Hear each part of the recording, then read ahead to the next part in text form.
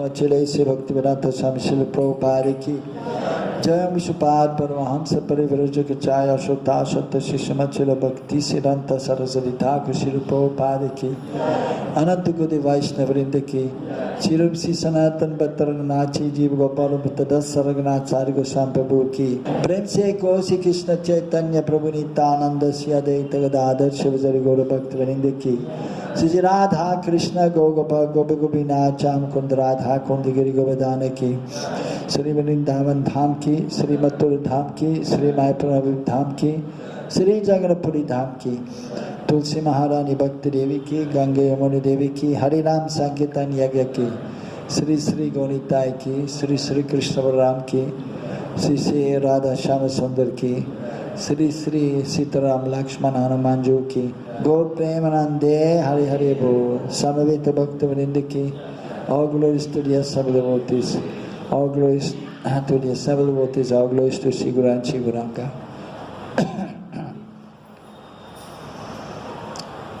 तो प्रवचन से पहले तो मंगलाचरण उच्चारण करना चाहिए।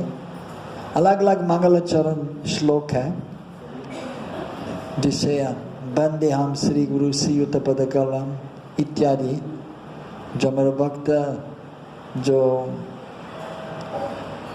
मंदिर से जुड़े हुए हैं उनको मालूम है, और लेकिन तो जो लोग तो कभी कभी मंदिर जाता है और जो घर पे व्यस्त है तो पूरा मंगलाचरण मंत्र सीखना उच्चारण करना तो कभी कभी कठिन है। तो इसलिए हम एक श्लोक उच्चारण करेंगे जो आप भी सीख सकते, जो सरल है।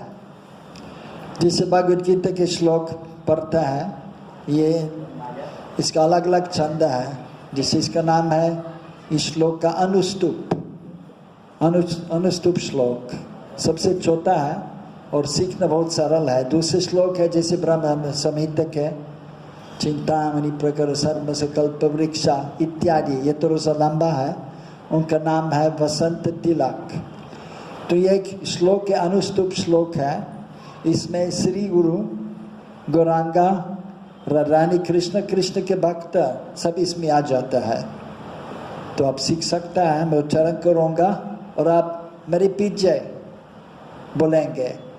तो अगर स्मरण शक्ति है तो याद कर सकता है, विशेष करके जो बच्चे जो है जो स्मरण शक्ति तो ज़्यादा है, वृद्धावस्था में तो मुश्किल है, भूल जाता है।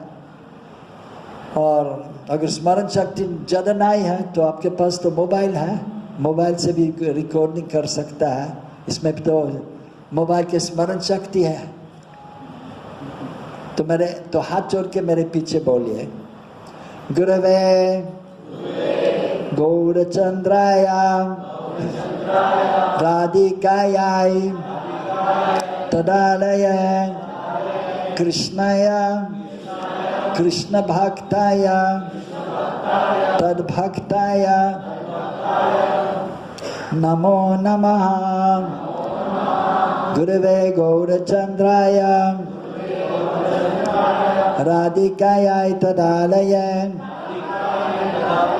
कृष्णाय कृष्ण भक्ताय तद्भक्ताय नमो नमः। जो थोड़ा सा संस्कृत जिनको मालूम है, बुद्धिमान व्यक्ति जो है, तो ये श्लोक का अर्थ भी समझ सकता है। एक दूसरे के लिए मैं बताता हूँ।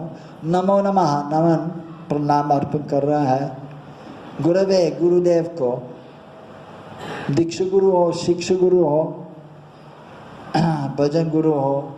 इसके बाद गौरचंद्राय, गौरचंद्राय श्री चैतन्य महाप्रभु जो कलयुग के अवतार है, जो राधा कृष्ण के भिन्न स्वरूप है। कृष्ण ही है लेकिन श्रीमती राधा रानी के भाव द्युति लेकर आया है, युग धर्म स्थापित किया है। युग धर्म है महामंत्र के जप या कीर्तन, हरे कृष्ण कृष्ण कृष्ण हरे हरे, हरे राम राम राम हरे हरे। राधिकाया श्रीमती राधा रानी को तदालय, तद मतलब श्रीमती रानी आलय, उनके वासस्थान जो है ये वर्षना या जगत, इसके अंतर्गत भी सहेलियाँ हैं, श्रीमती रानी के सखियाँ हैं। कृष्णाय, कृष्ण को, तद भक्ताय, कृष्ण के भक्त को, और कृष्णाय कृष्ण भक्ताय, कृष्ण के भक्त को, तद भक्ताय जो सब भक्त जो है, क्योंकि सिर्फ कृष्ण के भक्त ना है लेकिन दूसरे के भक्त भी है, जैसे विष्णु के भक्त है, लक्ष्मी नारायण के भक्त है, सीताराम के भक्त है, सबको प्रणाम करना चाहिए। हाँ, कभी ना सोचना चाहिए तो हमारे लिए तो प्राणनाथ कृष्ण है, लेकिन फिर भी दूसरे को भी सम्मान देना चाहिए। लेकिन आराध्य देव प्राणनाथ कृष्ण है, और यहाँ पर भी जैसे वसुदेव कृष्ण है, द्वारकाधीश है, लेकिन हमारा आराध्य देव यशोदानंदन गोपीनाथ है, ये श्री, तो उनको सब प्रणाम करते हैं। फिर से एक बार और उच्चारण करते हैं, गुरवे गौर चंद्राय राधिकाय तदालय कृष्णाय कृष्ण भक्ताय तद्भक्ताय नमो नमः। कोई है जो जिनके स्मरण शक्ति अच्छा है, संस्कृत के अनुसार उनका नाम श्रुतिदार, एक बार सुन के याद कर सकता है। जैसे पहले तो बहुत सारे लोग थे, अभी भी है लेकिन बहुत कम है, तो एक बार सुन के स्मरण कर सकता है। अभी 3 बार उच्चारण किया है, कोई है जो उच्चारण कर सकता है? आप तो बोलिए।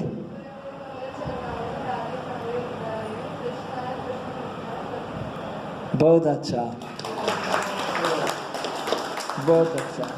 तो ये मंत्र रोज रोज सुबह उठ के, अब क्या कर रहे हैं? उठ के सुबह सबसे पहले क्या कर रहा है? प्रणाम। किसको प्रणाम? भगवान। ठीक है, कौन सा भगवान? कृष्णा। ठीक है, ठीक है, अच्छा है, लेकिन वास्तव में पहले गुरु को प्रणाम करना चाहिए, इसके बाद गौरांग, इसके बाद कृष्णा। गुरु की कृपा के बिना भगवान की सेवा नहीं कर सकता है, और अच्छा तरह से भगवान के स्मरण भी नहीं कर सकता है। तो ये मंत्र सुबह उठ के, जब समय नहीं है तो एक मंत्र तो इसमें सब आ जाता है। हाँ, और शाम को सोने से पहले भी उच्चारण कर सकते। इसके बाद तो स्त्री जो है तो रसोई में तो जाती है, भोग बनाती है ना ठाकुर जी के लिए, तो वहाँ पर भी भोग बनाने से पहले मंत्र उच्चारण कर सकती है, क्योंकि वहाँ पर भी मतलब ये भाव की बात है। जब जो भी कुछ कर रहा है कृष्ण के लिए कर रहा है, लेकिन भाव के साथ करना है। ये क्या भाव?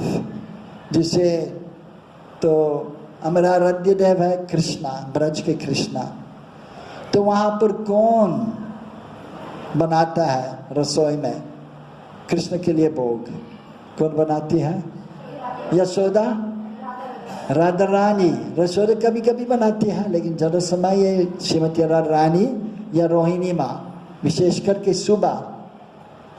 हाँ, तो वास्तव में जब रसोई में जाती है कोई स्त्री, अगर पुरुष भी हो, पुरुष भी रसोई में जाता है ना, कभी कभी जाता है, तो मंदिर में तो पुरुष तो कर रहा है, जैसे बड़े मंदिर में वृंदावन में, तो स्त्री तो रसोई में नहीं जाती है, तो मना है सिर्फ पुरुष के लिए बड़े मंदिर में। तो यह है कि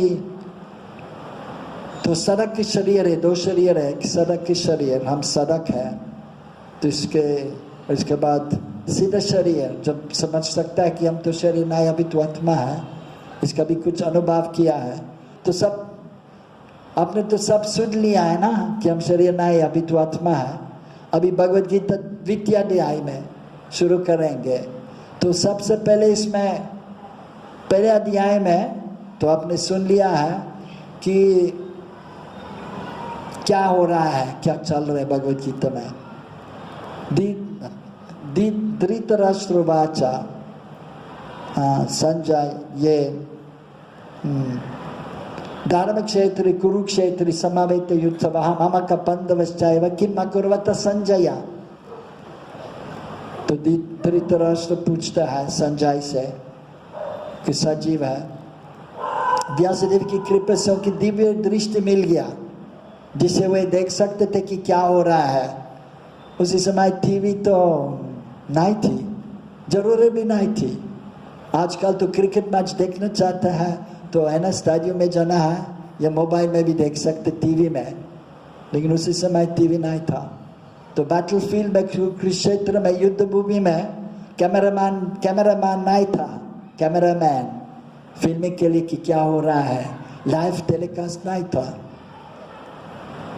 लेकिन जो व्यासदेव की कृपा से पहले उनको बताया, तो धृतराष्ट्र को,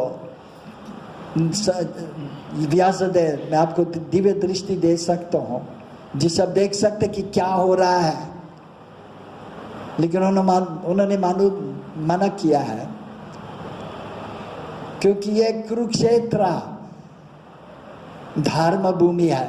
धर्म क्षेत्रे कुरुक्षेत्रे समवेत युत्सव उपस्थित है। पांडव कौरव धृतराष्ट्र के पुत्र 100 पुत्र थे, और इसके बाद पांडु के पुत्र थे। तो पांडव के पुत्र धार्मिक थे, कृष्ण के भक्त थे, कृष्ण के भक्त है, धर्म के अनुसार सब कुछ कर रहे थे। लेकिन धृतराष्ट्र के पुत्र भगवान को नहीं मानते थे। धर्म के अनुसार तो एकदम नहीं चलते थे, चाल से भी चलते थे, चालू, बहुत चालू थे। तो इसलिए तो थोड़ा सा मैसेज भी किया है, क्योंकि वास्तव में तो भगवान दिल में भी है, अंतर्यामी के रूप में। भक्त लोग को मालूम है, लेकिन दूसरे लोग भी समझ सकता है कि इसमें एक वाणी है, कुछ बताते हैं वाणी। कभी पश्चिम देश में कहता है सिक्स्थ सेंस, मैसेज कर रहे, कुछ अंदर से कुछ वाणी है, लेकिन उनको नहीं मालूम कि भगवान है, परमात्मा है। तो मैसेज किया था कि धार्मिक क्षेत्र में, और मेरे पुत्र तो बिल्कुल तो मतलब धर्म के अनुसार नहीं चलता है, तो इसलिए वो नहीं देखना चाहते कि क्या होगा। इसलिए मना किया, नहीं मेरे को दिव्य दृष्टि मत दीजिए, क्योंकि है ना, तो पुत्र अगर मार जाते उनको अच्छा नहीं लगेगा। लेकिन थोड़ा बहुत महसूस किया था ऐसे कुछ हो सकता है, इसलिए उन्होंने मना किया। इसलिए उन्होंने बोला तो संजय को बता दीजिए, मेरे को बताएंगे, ये देख सकता है। उन्होंने सब कुछ देख लिया। तो ये है पहले अध्याय में। इसके बाद थोड़ा बहुत तो इसमें ज्ञान है, मतलब ये क्या हो रहा है। तो धार्मिक क्षेत्र कुरुक्षेत्र, ये पांडव कौरव वहाँ पर है, और कृष्ण भी है। इसके बाद तो शंख बजाते हैं, जैसे आरती से पहले शंख बजाता है पुजारी, और कोई कार्यक्रम हो, जैसे अनुष्ठान है, जैसे विवाह संस्कार, तो कभी कभी उसी समय भी शंख बजाता है शुरुआत में, तो घोषणा करने के लिए अभी कुछ हो रहा है, शुभ कार्य, विशेष करके शुभ कार्य। तो वहाँ पर भी युद्ध भूमि में तो युद्ध से पहले शंख बजाते थे, और दोनों पक्ष के पास, सबके पास शंख है। और यह इसके बाद ये भी बताता है इसमें कि अलग अलग जो जैसे वीर पुरुष जो है, विशेष करके कृष्णा के पास हो, तो उनके शंख का नाम भी दिया गया है। सब जो महारथी थे तो उनके नाम उल्लेख किया है। और तो इसमें ये बताता है तो कि क्या कहाँ पर है, क्या हो रहा है। और एक द्वितीय अध्याय में अभी ये दिव्य ज्ञान देने का शुरुआत है। और सबसे पहले क्या समझना चाहिए। जैसे मैं भारतवर्ष में आया 1980, और तो स्विट्जरलैंड में तो वहाँ पर 2-3 भाषा लोग बोलते हैं लोग, जिसे अंग्रेजी ये सब तो सीखता है अंग्रेजी भाषा, इसके बाद German language, French language, Italian language, तो मैंने सब सीख लिया जल्दी। और जब आदत है ना भाषा सीखने के लिए, दूसरे भाषा भी सीख सकता है जल्दी से। यहाँ पर पहुँच गया, 20 साल के थे और सोचे यहाँ तो इच्छा भी थी यहाँ पर, क्योंकि सुना है भारतवर्ष के बारे में कि वहाँ पर बहुत सारे साधु लोग हैं और इसके प्रति आकृष्ट हम थे। और जिससे जो यहाँ पर की संस्कृति और विशेष करके सितार और तबला, जो लोग जो भी गीत और गाता है, और जैसे रविशंकर थे प्रसिद्ध, तो ये सुनते थे, आकृष्ट थे। तो मैंने सोचा मुझे यहाँ पर जाना है भारतवर्ष में, साधु के पास, हिमालय की ओर, वाराणसी, वहाँ पर बहुत सारे विद्वान हैं। उसके बाद वृंदावन के बारे में भी सुन लिया, तो वहाँ पर भी तो पहुँच गया जब 20 साल के थे। तो भगवान की वास्तव में तो कृपा तो ये है, और तो यह है कि कृष्णा की कृपा से कोई, ये भी कहा जाता है कि रानी की कृपा से कोई दाम में आ सकता है, अन्यथा ना आए। तो यहाँ पर तो युद्ध भूमि में तो दिव्य दृष्टि संजय को मिल गया, और धृतराष्ट्र तो सुनता है, पूछता भी है। और इसमें द्वितीय अध्याय में दिव्य ज्ञान देने शुरुआत कर रहे हैं। तो मैं आया था वृंदावन में और सोचा कि अब यहाँ पर हूँ तो रोज रहना चाहता हूँ, और सोचा तो यहाँ पर आ गया तो भाषा भी सीखना है। तो एक किताब लिया, जन्म मृत्यु से पारे। किसने पढ़ा जन्म मृत्यु से पारे? अपने इंग्लिश में, beyond birth and death, English में पढ़ लिया। तो मेरे पास मैंने ले लिया इंग्लिश में, क्योंकि इंग्लिश तो मालूम था। उसके बाद तो हिंदी भाषा के जन्म मृत्यु से पारे किताब लिया, और एक और किताब खरीद लिया मैंने, लर्न हिंदी इन 1 मंथ, 1 मास में हिंदी सीखना। तो मैंने ये पढ़ के 1 मास के अंतर्गत पूरा किताब पढ़ लिया। इसके बाद जन्म मृत्यु से पारे इंग्लिश और हिंदी में दोनों एक साथ पढ़ लिया। ऐसे करके तो इसमें पहले पृष्ठ प्रभुपाद उल्लेख किया है। सबसे पहले सर्वप्रथम तो याद है, beyond birth and death, first page. तो इसमें प्रभुपाद उल्लेख किया है कि सबसे पहले चीज़ जो हमको समझना चाहिए ये है कि हम शरीर नहीं है, अभी तो आत्मा है। लेकिन इसके बाद भी लिखता है, लेकिन तो मालूम होना, मतलब ज्ञान प्राप्त करना एक चीज़ है, लेकिन अनुभव करना दूसरी चीज़ है। और प्रभुपाद भी कहते हैं इसमें तो ज्ञान प्राप्त तो कर सकता है, लेकिन इसका अनुभव करना, साक्षात्कार, आत्मा साक्षात्कार इतना आसान नहीं है।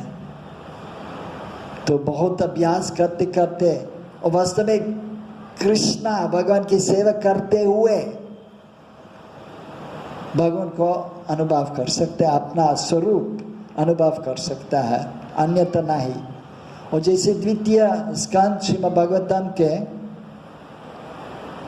9वां अध्याय, ये प्रसिद्ध 4 श्लोक है, चतुश्लोकी से के नाम से प्रसिद्ध है।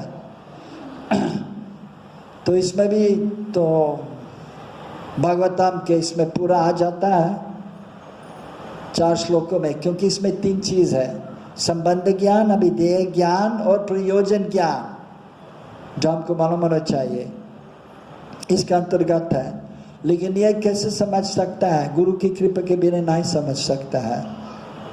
तो इसमें भी इससे पहले 2 श्लोक उच्चारण करता है कृष्णा, ज्ञानम परम गुह्यम में, ब्रह्मा जी को बताता है, ज्ञानम परम गुह्यम में यद विज्ञानम समन्वितम साराहस्यम तदंगश्च गृहण गदिदम मया, ये सुन लो मेरे से, ये ग्रहण करो, ये ज्ञान जो मैं देता हूँ, जो गुह्य है और इसके अंतर्गत विज्ञान भी है। ज्ञान के अंतर्गत विज्ञान है। हम शरीर नहीं, अभी तो आत्मा है, ज्ञान है, तो इसका अंतर्गत विज्ञान भी है, लेकिन कैसे प्राप्त कर सकता है? सारा रहस्य में ये भी रहस्य है। तदंगश्चा, जब भक्ति के अंग का पालन कर रहा है, जैसे 64 भक्ति के अंग है, 64 भक्ति के अंग है, तो किसको मालूम है सबसे पहले कौन सा अंग है? क्या क्या बोलिए?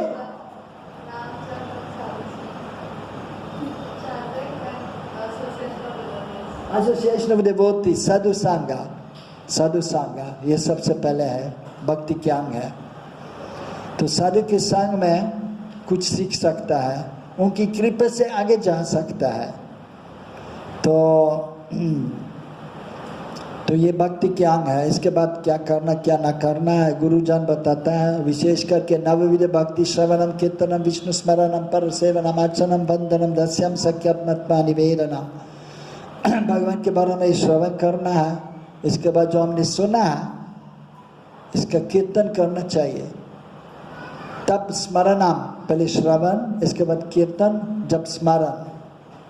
पहले कृष्ण के बारे में सुनता है, विशेष करके ब्रज में, क्योंकि ब्रज तो वहाँ पर तो जाना है जिससे तो इसलिए कृष्ण के बारे में श्रवण करना। दूसरे के बारे में श्रवण करता है, जैसे सीताराम, लक्ष्मण नारायण इत्यादि। लेकिन आराध्य देव, प्रहलाद के बारे में ज़्यादा श्रवण करना चाहिए, तब उनको स्मरण कर सकता है। तो पहले श्रवण, इसके बाद कीर्तन, इसके बाद श्रवण। पहले बोलना तो सुनना उनके बारे में, इसके बाद बोलना उनके बारे में, तब अच्छा तरह से स्मरण कर सकता है। जब उनके स्मरण कर सकते तब सेवा कर सकते अच्छा तरह से, तब अच्छा तरह से जप कर सकता है, तब आगे जा सकता है। और ये भी संबंध ज्ञान, दस्यम, इस भाव से कि मैं कृष्ण के नित्य दास हूँ, हमेशा इस भाव में रहना चाहिए। मैं कृष्ण के नित्य दास हूँ, मैं शरीर नहीं हूँ, अभी तो आत्मा है। और तो ऐसे करते हुए हम आगे जा सकते। इसके बाद समझना चाहिए कि कृष्ण के साथ घनिष्ठ संबंध है, सख्यम। इसके बाद और आगे आत्मनिवेदनम, पूर्ण रूप से शरणागत होकर हम आगे जा सकता है। शुरुआत में तो प्रयास कर रहा है भगवान की सेवा करने के लिए, जप करने के लिए, लेकिन जब बदावस्था में है, शरीर के शरीर में, तो पूर्ण शरणागति शायद संभव नहीं है। जब तीनों गुण के अंतर्गत है, तो राजा तामा और सत्व गुण में। लेकिन जब आध्यात्मिक अवस्था पर पहुंचता है तब पूर्ण शरणागति संभव है। दृढ़ विश्वास भी होगा और पक्व दायनत्व, विनम्र भाव में रहना है। शुरुआत में जब कुछ नहीं मालूम है तो विनम्रता तो होगा थोड़ा बहुत, लेकिन आगे चलते हुए जब समझ सकता है, अनुभव कर सकता है अपना स्वरूप कि हम कृष्ण के तुच्छ दास है, और अपना स्वरूप जब अनुभव कर सकते तब पक्व दायनत्व प्रकट हो जाता है।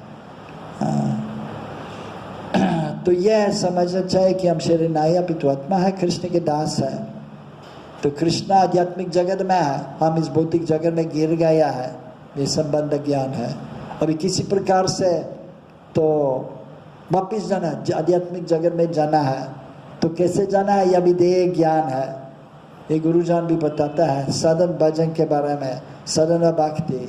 और विशेष करके अगर ब्रज में प्रवेश करना है, ये कृष्ण के नित्य सिद्ध परिकर के अनुसार हमको चलना है। इसका नाम है राग अनुग भक्ति। राग प्रेम की अवस्था है, उच्च अवस्था प्रेम के, जो गोपियां यशोदा माँ के पास है। गार प्रेम तृष्णा कृष्ण के प्रति।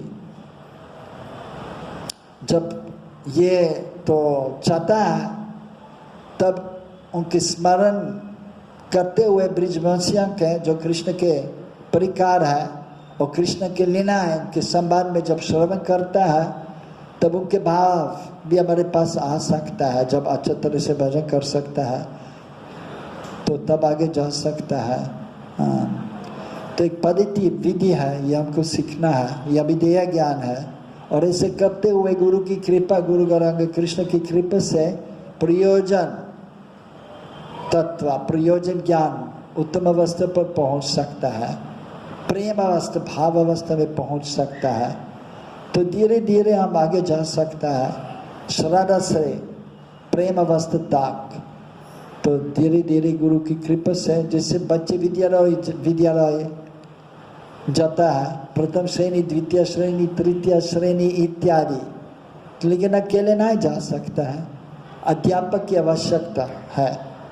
और गुरु मतलब या पिताजी माताजी की भी सहयोग से, आजकल ट्यूटर, सबके पास भी ट्यूटर है जो बताता है, क्योंकि पिताजी माताजी को भूल गया कि क्या किया है स्कूल में, तो के लिए भी मुश्किल है। तो ट्यूटर भी, क्योंकि ज़रा पढ़ाई भी है आजकल, ठीक है, जो भी है, लेकिन अध्यापक की ज़रूरत है।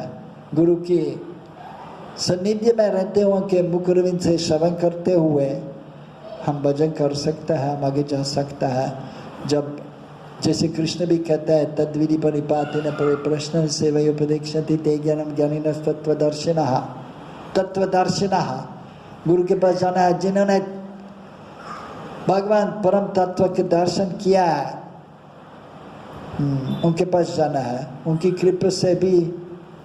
तो जब सेवा वृत्ति, सेवा भाव है, जब सेवा कर रहा है गुरु के, या गुरु के आदेश अनुसार कृष्ण की सेवा कर रहा है कोई, तब आगे जा सकता है, साक्षात दर्शन मिल सकते भगवान के, और आत्मा साक्षात्कार भी हो जाता है।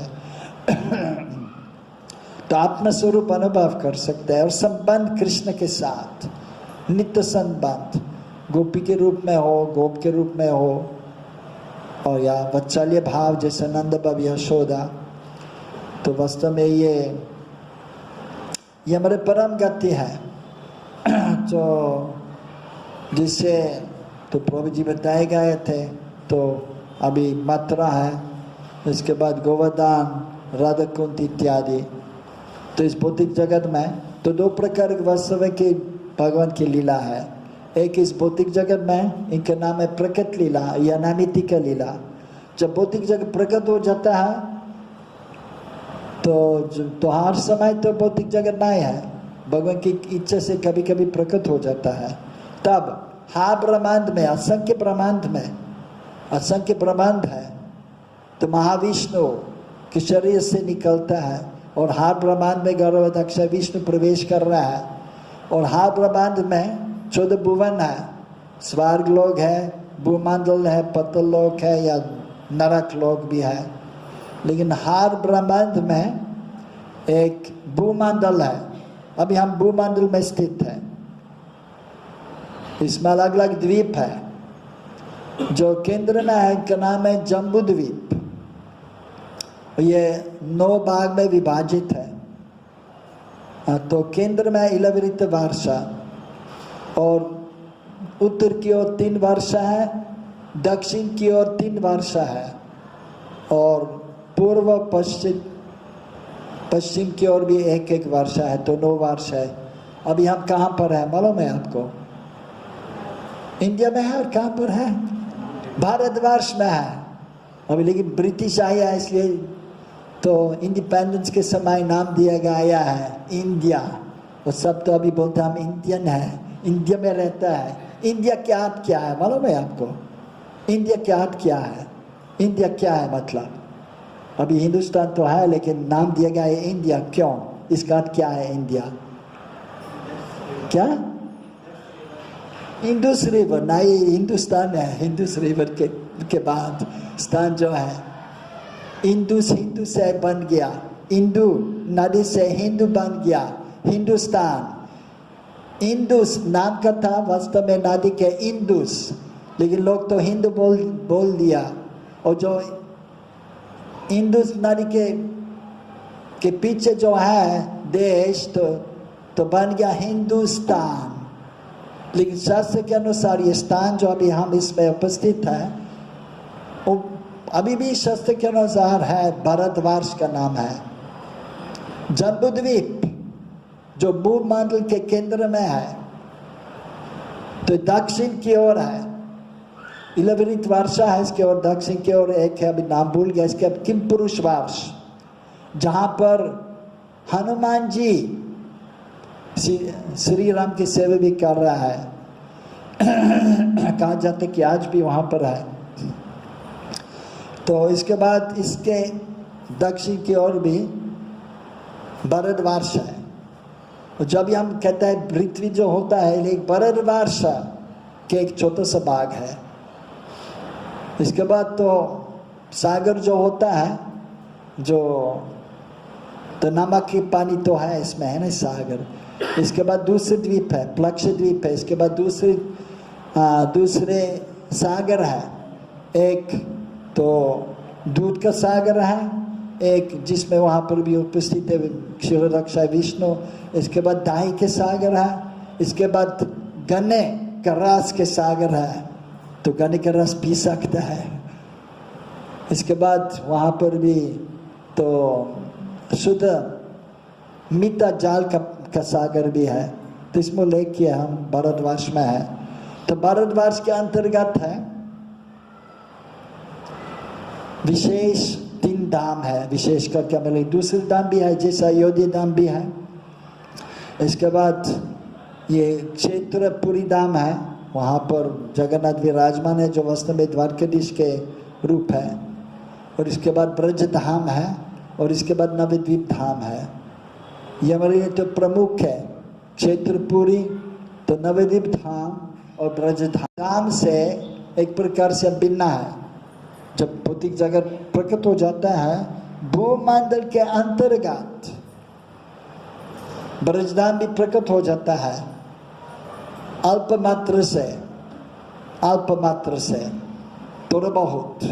और कृष्ण की लीलाएं तो हुई यहाँ पर ब्रज में, इस भौतिक भारत भूमि के अंतर्गत।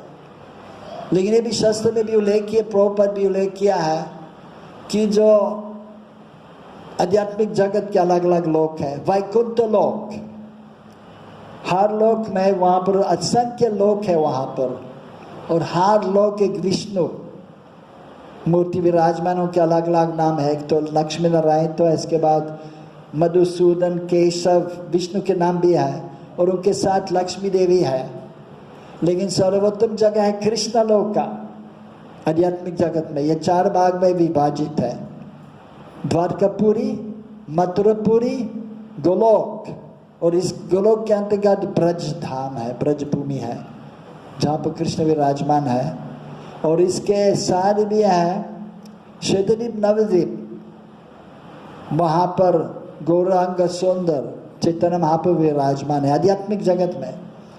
जब भौतिक जगत में प्रकट हो जाता है तो ये द्वारकापुरी भी, ब्रज धाम, नवद्वीप धाम और मथुरापुरी भी प्रकट हो जाता है अल्प मात्र से, पूर्ण रूप से नहीं, संभव नहीं है, लेकिन अभिनय भी है। इसके बाद यह है कि जो इसमें उल्लेख किया कि असंख्य वैकुंठ लोक है, लेकिन ये असंख्य वैकुंठ लोक ये गोलोक वृंदावन से भी छोटा है। आध्यात्मिक जगत में सबसे बड़ा लोक है गोलोक वृंदावन, गोलोक, और पूरा सब दूसरे वैकुंठ लोक इससे भी छोटा है। और ये भौतिक जगत, तो भौतिक जगत वास्तव में सब कुछ कृष्ण के अंतर्गत है आध्यात्मिक जगत में वास्तव में। लेकिन फिर भी कृष्ण तो क्योंकि सर्वव्यापी है, विष्णु का अर्थ है जो सर्वव्यापी है, तो आध्यात्मिक जगत में एक छोटा सा भाग में कभी कभी भौतिक जगत प्रकट हो जाता है, कभी कभी जैसा भी प्रकट है हमारे लिए। ये कभी कभी एक क्षण के लिए, तो भगवान के लिए, विष्णु के लिए एक क्षण के लिए है। जब सांस निकलता है तो सब ब्रह्मांड प्रकट हो जाता है, सांस अंदर ले जाते हैं, सब इसके अंतर्गत फिर से प्रवेश कर रहा है। तो लेकिन ये भी तो महाविष्णु के बहुत लंबे जीवन है, मतलब इस भौतिक जग में स्थित है, लेकिन ये भी एक क्षण के लिए है। तो आध्यात्मिक दृष्टि के अनुसार तो दो प्रकार की लीला है कि इस भौतिक जगत में जब प्रकट हो जाता है तब कृष्ण भी प्रकट हो जाता है, लेकिन ऐसा ना है कि जब यहाँ पर आ जाता है कि आध्यात्मिक जगत में नहीं है, हमेशा वहाँ पर विराजमान है गोलोक और उनके नित्य सिद्ध परिकारों के साथ में है हमेशा। जिसे रानी ये ललित विशाखा इत्यादि अष्ट सखियाँ, आपको मालूम है ना, अष्ट सखियाँ ललित विशाखा और चंपकलाता और तुंग विद्या और हाँ रंग देवी, सुदेवी और चित्र देवी, एक और इंदुलेखा, अष्ट सखियाँ हैं।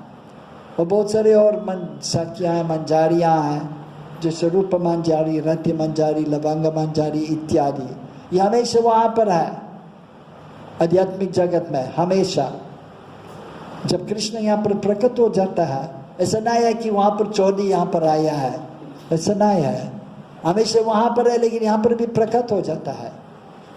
तो एक नित्य लीला हमेशा वहाँ पर है। और ये 8 भाग विभाजित है, तो ये दिन और उनके रात और दिन अष्टकालीन लीला के नाम से प्रसिद्ध है।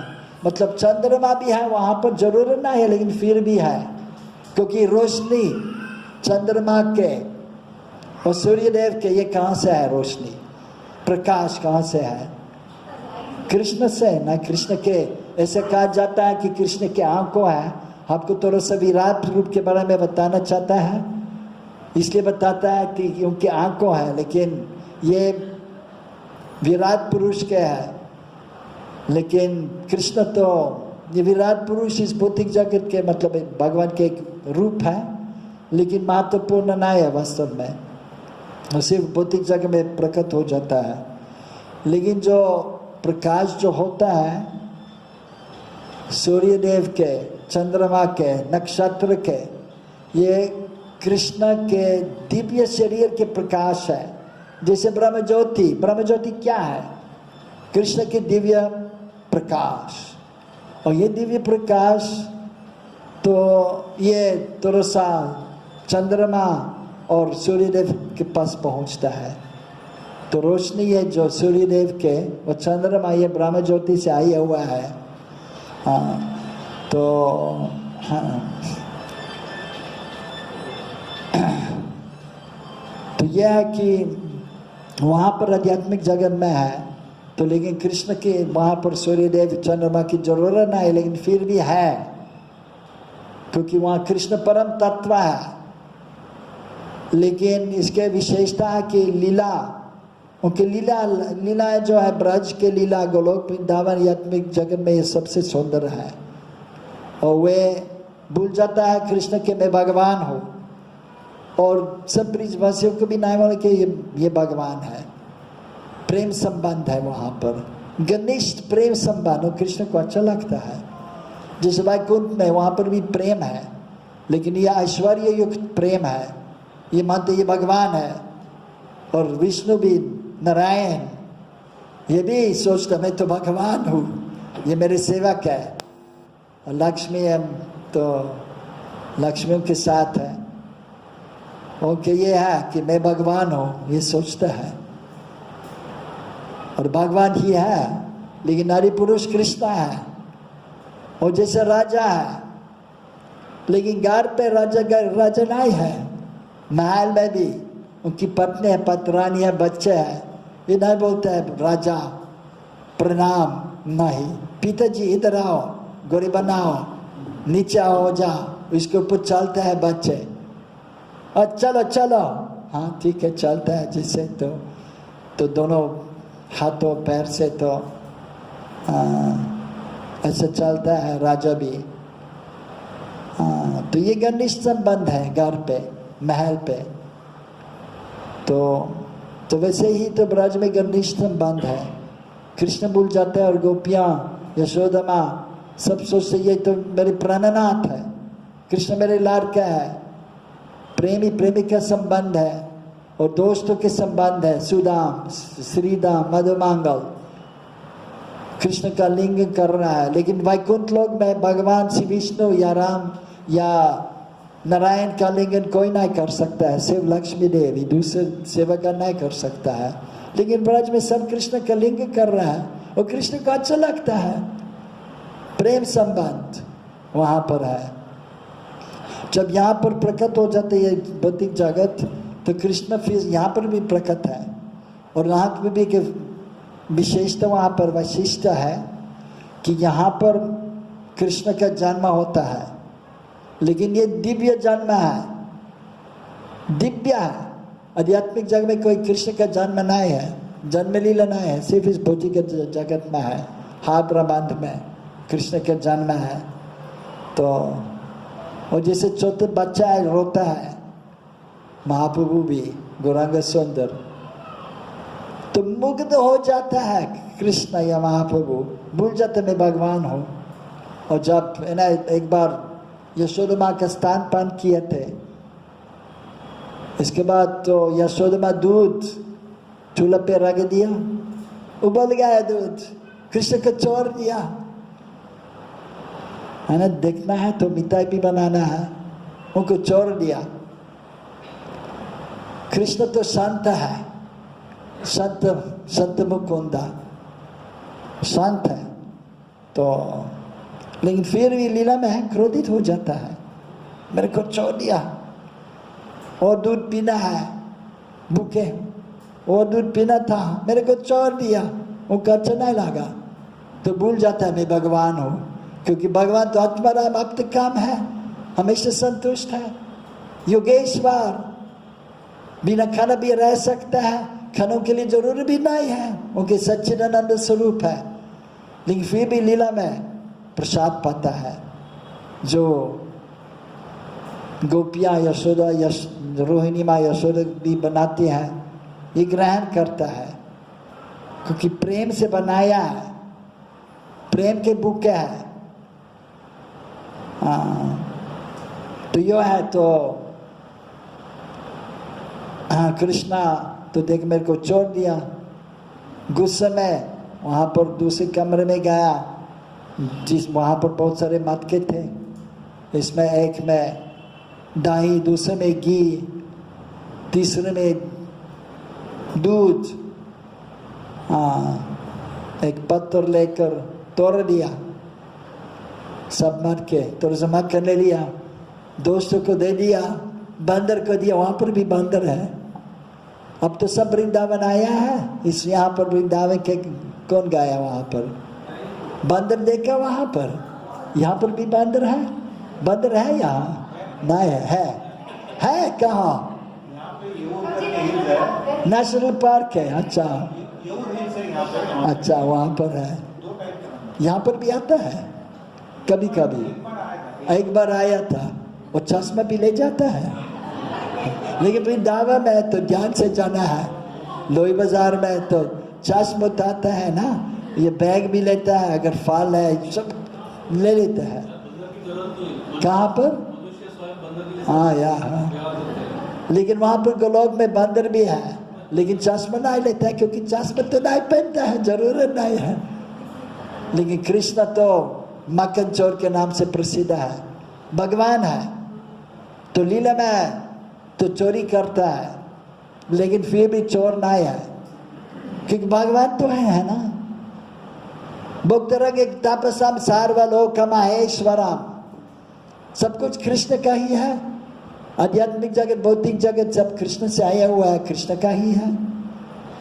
और जैसे अपने घर में, और ये भी है कि अपने घर में जो भी चाहता है बच्चा है ना, ले सकता है, और प्राणनाथ है सबके। और गोपियाँ, दूसरी गोपियाँ भी मक्खन बनाती है और सोचती भी है अच्छा रहेगा कृष्णा मेरे पास आवे और थोड़ा सा मक्खन ले वे, ये भी ऐसे सोचती है, इसलिए कृष्ण वहाँ पर जाता है, क्योंकि गोपी तो सोचती है तो अच्छा रहेगा कृष्ण यहाँ पर आवे, तो वहाँ पर जाता है, लेकिन बिना पूछ के लेता है। लेकिन सब कुछ कृष्ण का ही है। और जैसे ब्रज में यहाँ भी जा सकता है, किसी के घर अगर अब जाता है और बोलते हैं अच्छा बहुत सुंदर घर आपके हैं, ये सब बताएंगे मेरे गाना है, ये कृष्ण का गार है, कृष्ण का है। सब गार कृष्ण के ही है। इसे कुछ लेता है तो लीला में चोर है, लेकिन तत्व के अनुसार चोर नहीं है, तत्व और विचार है, दोनों है। तो इस भौतिक जगह में लीलाएं जो है ये भी तो नैमित्तिक लीला के नाम से प्रसिद्ध है, बहुत सुंदर है। कृष्ण का जानना, और इसके बाद तो खेल रहा है जब छोटा है, जब एकदम छोटा है तो बोलना शुरू कर रहा है, जिससे छोटे बच्चे सारे। ये कृष्ण जब छोटे भी है असुर का वध किए थे, और वास्तव में वासुदेव कृष्ण के सहयोग से भी, क्योंकि कृष्ण खेल रहा है, लेकिन फिर भी मार डाला शकटासुर इत्यादि, बकासुर जब छोटे थे। तो भगवान ही है जब छोटे के बच्चे के रूप में है, और सर्वज्ञ, सब कुछ मालूम है उनको, लेकिन मुग्ध भी हो जाता है। इसे जब कृष्णा ने ना लिए तोड़ दिया मत का और ले लिया, बंदर को दे दिया, इसके बाद माँ वापस आ गया यशोदा माँ, ये कृष्ण कहाँ गए, क्या कर रहा है? तो देखा कमरा खुला है और तोड़ दिया मत के, और कृष्ण देखता है यशोदा माँ के पीछे दौड़ पड़ी, और कृष्ण भागता है, छोटा सा कृष्ण, और इसके बाद क्या है, दंड लेकर उसको थोड़ा सा दिखाने के लिए, मैं अभी तो देख लो तो उनके पीछे पड़ गया, दंड हाथ में। ये दंड देखकर, माँ को देखकर रोने लगे। भगवान है लेकिन रोता है, ऐसा ना है कि सोचे मैं भगवान हूँ, अभी लीला है मुझे अभी रोना है, नहीं। तो लीला शक्ति के प्रभाव से वो भूल जाता है कि मैं भगवान हूँ, और मुग्ध हो जाता है, उनको पकड़ता है तो देखती है कि आंखों से आंसू निकलता है। और यह है कि आश्चर्य की बात, कुंती देवी भी, इसमें भी भागवतम के श्लोक है, आश्चर्य की बात है। तो सब तो भयभीत हो जाता है कि कृष्ण की लीला को सुनता है कि सर्वशक्तिमान है, लेकिन भगवान रोता है, आश्चर्य की बात है। तो जब है ना, जब रोता है, ये जो आंसू जो है काले हो जाता है, क्योंकि वहाँ पर काजल लगाती है थोड़ा सा, है ना, जैसे स्त्री काजल लगाती है, यहाँ पर स्त्री कभी कभी स्त्री काजल लगाती है थोड़ा बहुत, तो कृष्ण को भी लगाती है माँ यशोदा माँ।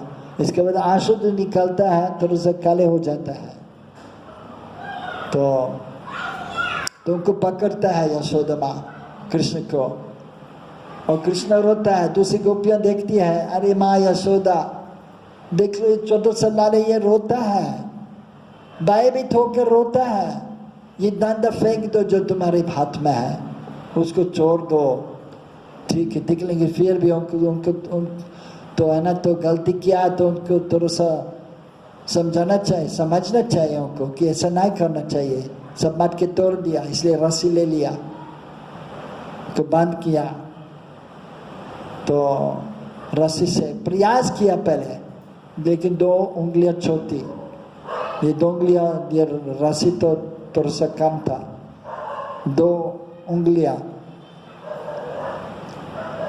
तो इसके बाद और ले लिया। इसके बाद फिर भी संभव नहीं था कृष्ण को बांधना, क्योंकि अजित है कृष्ण। तो उसी समय फिर से भगवान तो सर्वज्ञ हो गया कृष्ण, अच्छा मेरे को बंधना करना चाहती है, लेकिन मैं तो भगवान तो हूँ, तो फिर से तो सर्वज्ञ बन जाता है कृष्ण। उसके बाद तो देखता है कि प्रयास कर रही है, और पसीना भी तो निकलता है, और इसके बाद आंसू भी तो निकालते आंखों से। तो प्रयास किया, अच्छे तरह से प्रयास किया है, तो इसलिए तो कृपा करके उनको मौका दिया है उनको बांधने के लिए। तो इसलिए भी अच्छा ये लोग कहता है कि हमको अच्छे तरह से प्रयास करना, तब भगवान की कृपा मिल सकता है। तो ये भगवान के अनंत लीला है। कृष्ण का नाम है अनंत कृष्णा, असीमित है। उनके अनंत लीलाएं हैं आध्यात्मिक जगत में और भौतिक जगत में भी। तो विशेष करके ब्रज की लीलाएं अति सुंदर है, लेकिन इसके बाद मथुरा में चले जाता है वहाँ पर। इसके बाद द्वारका और कुरुक्षेत्र में तो युद्ध भूमि में दिव्य उपदेश देते हैं, जिससे हम समझ सकते हैं कि हम शरीर नहीं अपितु आत्मा है।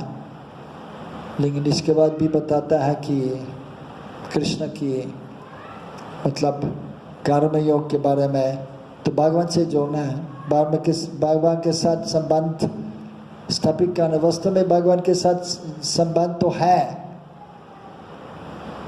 ये तो नित्य है, लेकिन इस भौतिक जगह में गिरने से तो बाहिर्मुख हो जाता है, तो नहीं समझ सकता है कि हम आत्मा है हमारे साथ, तो भगवान के साथ हमारे संबंध है। लेकिन तो इसलिए यहाँ पर आ जाता है दिव्य ज्ञान देने के लिए, और विशेष करके गुरुजन की सहयोग से तो मैं समझ सकता है और आगे जा सकता है। तो कर्म योग, ज्ञान योग, लेकिन सर्वोत्तम योग है भक्ति योग है। तो भक्ति सहित, प्रेम सहित, प्रीतिपूर्वक हमको भजन करना है, जप करना है, ठाकुर जी की सेवा करना है, तब आगे जा सकता है और भगवान का साक्षात स्वरूप अनुभव कर सकता है और अपना स्वरूप अनुभव कर सकता है। तो पहले संबंध ज्ञान समझना चाहिए कि हम भगवान के दास है, हम उनकी सेवा करना है। तो बाद में हमारे संप्रदाय में ब्रज भाव में प्रवेश करना है, तब तो कृष्णा के सुंदर रूप अनुभव कर सकता है। तो जिनके पास कृष्ण के प्रति प्रेम है, प्रेम अंजन चरित भक्ति विलोचन न संता सरेव हृयेश विलोके यंति यम श्याम सुंदरम चिंत गुणा स्वरूपम गोविंदमादि पुरुषम तमहम भजामि। जिनके पास प्रेम है वे हमेशा कृष्ण को देख सकता है। अगर कृष्ण को नहीं देखता है तो रोता है, रोते रोते हुए, जिसे महाप्रभु भी दिखाया है। भगवान है, कृष्ण ही है, लेकिन राधा रानी के भाव द्युति लेकर आया है हमको दिखाने के लिए कि कैसे भजन करना है। ये जब करते थे, कभी कभी कृष्ण को देखते, जब नहीं देखते थे रोते थे, कृष्णा कहाँ है, अब कहाँ है, रोते रोते हुए तब कृष्ण प्रकट हो जाता है। अद्भुत लीला है कृष्ण के। और वैसे ही महाप्रभु जो राधा कृष्ण के बने स्वरूप है, ये भी अद्भुत लीला है।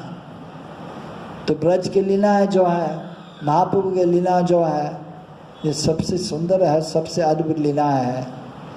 सौभाग्य की बात है कि हम इस चैतन्य महाप्रभु के आंदोलन से जुड़े हुए हैं, जिससे हम महामंत्र के जप करने से जल्दी आगे जा सकते भक्ति मार्ग में और ब्रज भाव में प्रवेश कर सकता है। तो गुरु गौरांग कृष्ण की कृपा से तो हमको प्रयास करना अच्छी तरह से जप करने के लिए और आगे जाने के लिए भक्ति मार्ग में। तो ना बोलना तो बहुत मुश्किल है, लेकिन फिर भी टाइम देख के तो विश्राम देना के वाणी को। और अगर कोई प्रश्न है, प्रश्न के लिए समय है समय है। अगर कोई प्रश्न है तो पूछ सकता है। वैसे ही तो स्पष्ट है ना सब कुछ। जब करना है तो बहुत ठाकुर जी की सेवा करना है, तब आगे जा सकते हैं भक्ति मार्ग में। लेकिन फिर भी अगर कोई प्रश्न है तो पूछ सकता है।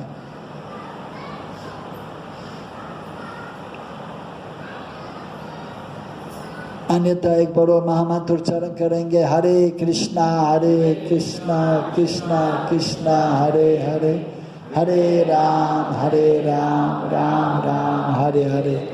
एक और बार ये मंत्र उच्चारण करेंगे, गुरुवे गौरचंद्राय राधिकाय तदारय कृष्णाय कृष्ण भक्ता। और इससे जो अच्छे तरह से जप करता है तो कृष्ण को देख सकता है, जीव पे नाचता है। पोपर भी कहते थे, जीभ पे कृष्ण, हरे कृष्ण कृष्ण कृष्ण हरे हरे, हरे राम राम राम हरे हरे। दोनों नाचता है, रसलीला है ना। पूर्णिमा की तिथि नाचता है, तो मामा तुर्चक करते हुए तो शुद्ध वैष्णव देख सकता है। और कान में भी राधे श्याम है ना, उच्चारण करते और सुनते भी है, तो नाचता है जीभ पे, कानों में, दिल में, मन में। तो हम प्रयास करना चतुर से जप करना है। जप करने के लिए लेकिन इसके लिए हमको पर्याप्त भगवत श्रवण करना है, महाप्रभु के लीलाएं, कृष्ण के लीलाएं, और सेवा भी करना है महाप्रभु और राधा कृष्ण के। तो ज्ञान प्राप्त करना चाहिए, इसके बाद सेवा करना चाहिए, इसके बाद अच्छा तरह से जप कर सकता है, तब कुछ अनुभव कर सकता है। ये पद्धति है, तो इसे करते हुए आगे जा सकता है। श्रद्धा के अवस्था पे पहले श्रद्धा है, इसके बाद साधु संग में भजन करते करते अनात्ता के विनाश भी होता है, इसके बाद इसमें निष्ठा होगा, इसके बाद रुचि, नाम रुचि।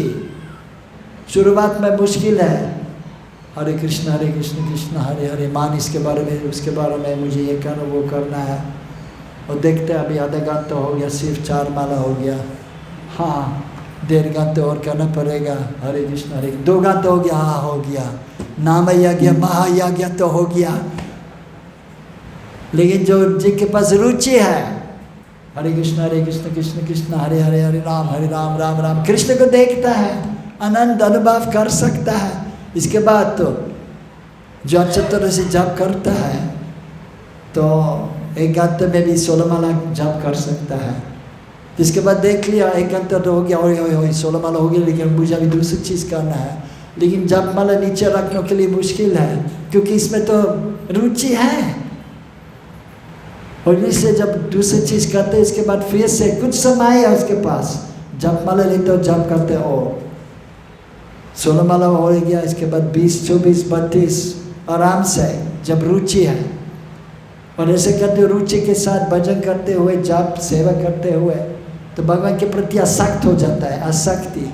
इसके बाद तो तब जब कृष्ण के प्रति आसक्ति है तो भौतिक आसक्ति छोड़ सकता है। इसके बाद भाव अवस्था पहुंच सकता है। भाव तो मतलब भाव जो ये है, जैसे आध्यात्मिक भाव है, भौतिक भाव। भौतिक भाव तो इस 3 गुण के अंतर्गत है। और शुरुआत में साधक के तो भौतिक भाव है, लेकिन जो आगे है तो आध्यात्मिक अवस्था पर पहुंचता है, 3 गुण से परे है। तो ये भाव अवस्था, ये आत्मा से आए हुए भाव है, ये भाव सेवा है, भाव भक्ति है। जिससे पहले शरण भक्ति है, वादी शरण भक्ति और रागानुग शरण भक्ति, इसके बाद भाव भक्ति में प्रवेश कर सकता है। इसके बाद प्रेम भक्ति, ये है तो पद्धति है। तो जैसे विद्यालय जाता है तो बच्चे तो अध्यापक की सहायता से आगे जा सकता है।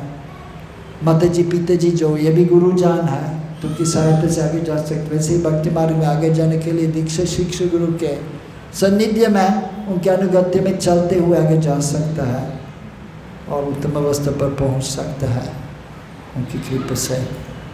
हरे कृष्णा। अभी तो सबके लिए थोड़ा सा महाप्रसाद लेकर आया हूँ वृंदावन से। एक प्रसिद्ध बर्फी है, बर्फी मालूम है? ये तो सबको दे देंगे, थोड़ा बहुत है, ज़्यादा नहीं है, लेकिन थोड़ा बहुत दे देंगे। अल्प मात्र भी पर्याप्त है। एक बार क्या हुआ, तो ये महाप्रभु के संबंध में, तो शिव जी कुछ पहले कुछ धर्मराज प्राप्त किया था महाप्रसाद महाप्रभु के। तो आनंद विभोग होकर तो नाचते हुए उनको देखा शिव जी, ब्रह्मा जी भी। तो उनसे थोड़ा सा पूछो, मेरे को भी थोड़ा सा दे दो, एक टुकड़े दे दो मेरे को। तो उनको भी मिल गया, ब्रह्मा जी और शिव जी, तो ले लिया। इसके बाद वे भी नाचने लगे, थोड़ा सा ले लिया। इसके बाद पार्वती देखता है, हाय तुम क्यों नाचते हो, आप क्यों नाचते हैं? शिव जी से पूछा, मैंने महाप्रभु के थोड़ा सा, महाप्रभु को महाप्रसाद मिल गया, तो थोड़ा सा तो मिल गया, अरे मेरे को नहीं दिया, नहीं रख दिया मेरे लिए, वो तो थोड़ा सा ले लिया तो ऐसे ले लिया, थोड़ा सा मिल गया तो ले लिया, लेकिन यहाँ पर थोड़ा सा बच गया था, यहाँ से है ना, तो नाक यहाँ पर के थोड़ा सा यहाँ थोड़ा सा निकल गया, ये थोड़ा सा ले लो, ले लिया। तो थोड़ा सा भी जब महाप्रसाद मिलता है ये तो पर्याप्त है, इसलिए थोड़ा सा महाप्रसाद मिलेंगे। हमारे कृष्ण बलराम मंदिर वहाँ पर तो गणित है, कृष्ण बलराम राधा श्याम सुंदर है, तो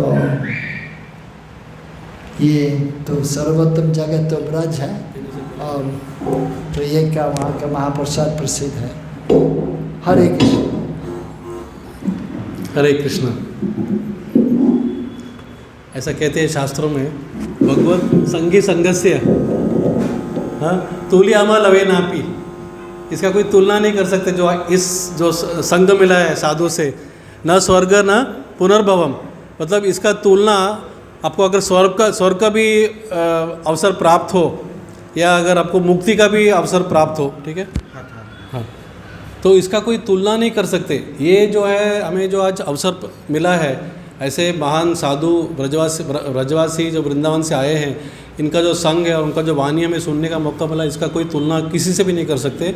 ये शास्त्र का जो है डायरेक्ट ये है। तो प्रभु जी ने बहुत सुंदर तरीके से हमें पूरा नवविधा भक्ति लेके गए, क्योंकि हम लोग सब अभी श्रद्धा को आगे बढ़ाना है, क्योंकि श्रद्धा का स्टेज पे रहेगा तो फिर हम लोग आगे नहीं बढ़ सकते। तो श्रद्धा से जो है हमें भजन क्रिया करने के बीच में साधु संग आता है। तो वो साधु संग क्या है, आज इन्होंने स्वयं आके वृंदावन से हमें वो जो लाभ दिया है। तो धीरे धीरे से स्टेप बाय स्टेप अगर हम जाएंगे, जैसा प्रभु जी ने कहा कि श्रद्धा को आप एकदम और दृढ़ विश्वास से करेंगे, साधु संघ के साथ ज़्यादा एसोसिएशन करेंगे, फिर उसके बाद भजन क्रिया शुरू होती है। That is the real beginning of our bhakti, भजन क्रिया। और उसके बाद धीरे धीरे से अनर्थ निवृत्ति हो जाएगा। और फिर वो जो रुचि प्रभु जी ने बताया माला जपने का, हम लोग माला पूरा करने का ऐसा करते हैं, हाँ, है ना, तो वो नहीं होगा, और करेंगे और फिर वो ऑटोमेटिकली वो जो वृंदावन का जो टेस्ट है, उन्होंने पूरा मैया यशोदा का हमें पूरा जो भाव है, वात्सल्य भाव, वो हमें पूरा उन्होंने वो भाव पे भी लेके गए। तो हम प्रभु जी को बहुत बहुत आभारी प्रकट करते हैं, पूरा इच्छा से हम कहते हैं। और हम सब जोर से 3 बार इनको पूरा महामंत्र बोल के 3 बार बोल के हम उनका धन्यवाद देंगे। हरे कृष्णा कृष्णा कृष्णा हरे हरे, हरे राम राम हरे हरे, हरे कृष्णा कृष्णा कृष्णा हरे हरे, हरे राम राम हरे हरे, हरे कृष्णा कृष्णा कृष्णा हरे हरे, हरे राम राम हरे हरे। और प्रभु जी प्रसाद देने से पहले सबको मैं अपना कीर्ति गोविंद प्रभु का भी जो है धन्यवाद देना चाहूँगा, क्योंकि उन्होंने तुरंत, जैसा मैंने कहा कि प्रभु जी आए हैं, तो उन्होंने तुरंत कहा, अरे क्यों आप उनको कल लेके आ सकते हैं क्या कि क्लास में। बोला मैं कोशिश करता हूँ, उनसे मैं रिक्वेस्ट करूँगा, क्योंकि वो कल उनका ऐसा हो गया था कि फ़्लाइट भी जो है ना, वो फ्लाइट में बैठे और 2 घंटा फ्लाइट गया है नहीं, टेक्निकल स्नैक दिल्ली में, हाँ नहीं फॉग ने अपना फ़्लाइट में टेक्निकल स्नैक है। फिर वो डीप्लेन करके दूसरा फ़्लाइट करके, तो सवेरे 4 बजे को निकले वो वृंदावन से, और फाइनली उनका फ़्लाइट जो 10 बजे को निकलने वाला था 2-2:30 बजे को निकला, और फिर बाद में 7-8 बजे को हम घर पे आए। बहुत थके हुए थे, और दोपहर को उनको मतलब लंच प्रसाद हम का भी ये नहीं था, क्योंकि मेरे घर पे आके हम ये करने वाले थे, लेकिन वो भी नहीं हो पाया। तो फिर भी उन्होंने, मैं रात को उनको बोला तो तुरंत बोला नहीं हम जाएंगे, उनका जो प्रोग्राम है, और ख़ास करके भक्त के लिए मैं आने को तैयार हूँ। तो मैं कीर्ति गोविंद प्रभु का भी जो है धन्यवाद देना चाहूँगा, क्योंकि उन्होंने एकदम सडनली उत्साह से बोला कि नहीं उनको आप लेके आइए। तो उनके लिए एक बार महामंत्र बोलते हैं हम लोग, हरे कृष्णा कृष्णा कृष्णा हरे हरे, हरे राम राम हरे हरे।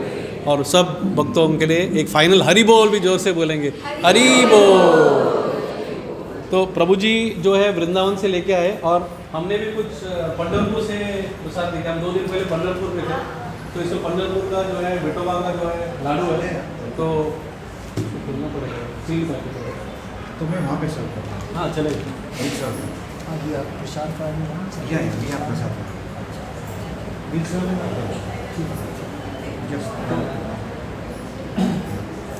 हरे कृष्णा। श्यामचंद्र प्रभु का भी आभार व्यक्त करेंगे क्योंकि उनके कोऑर्डिनेशन की वजह से ये पॉसिबल नहीं होता था। प्रभु जी जब भी मुंबई में आते हैं तो श्यामचंद्र प्रभु जी का प्रोग्राम ऑर्गेनाइज करते हैं, कहाँ पे जाना है क्या नहीं करना है। भले ही उनका स्केड्यूल भी बहुत बिजी रहता है, ही इज़ वेरी टाइट, पर फिर भी he manages everything. And thank you so much for getting Prabhu ji here. Prabhu ji को लाने के लिए खास धन्यवाद, और प्रभु जी का भी खास धन्यवाद। प्रभु जी आए सब पे कृपा करने के लिए, थैंक यू सो मच। 3 बार जोरदार हरि बोल करेंगे सबके लिए। हरि बोल, हरि बोल, हरि बोल। तो प्रभु जी अपने हाथों से सबको महाप्रसाद देंगे, तो उसका लाभ लीजिएगा। लाइन से कृपया आइए, आराम से सबको मिलेगा, लाइन से आके प्रसाद लीजिएगा। हरे कृष्णा।